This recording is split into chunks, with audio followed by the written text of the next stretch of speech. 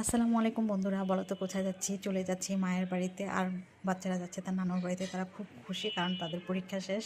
এখন তারা বেড়াবে। চিন্তা করলাম মায়ের বাড়িতে যাওয়ার সময় কিছু ফল নিয়ে নিই। কিছু ফল নিয়ে নিলাম। আর আমার মায়ের এই নতুন বাসাতে আমাদের আসা হয়নি, এই প্রথম যাচ্ছি। আর এটাই হলো আমার মায়ের নতুন বাসা। আর এসে দেখি সব বোনের অলরেডি চলে এসেছে, আমরাই লেট করেছি। সবাই একসাথে মজা করে থাকবো আর মায়ের হাতে রান্না করব। যাই হোক, রুমগুলো একটু দেখিয়ে দিলাম। পুরোটা দেখানো যাচ্ছে না। আর এই রুমে বোনেরা অলরেডি খেতে বসেছে, তাই দেখানো যাচ্ছে না। আর এই যে দেখো আমার মায়ের পছন্দের খাবারগুলো: নতুন আলু ভর্তা, শাক ভাজি আর কালো ভুনা। তারপর ছিল এখানে লেবু। সে অসাধারণ খাবার। আর সেই সাথে ছিল মাছ ভাজা।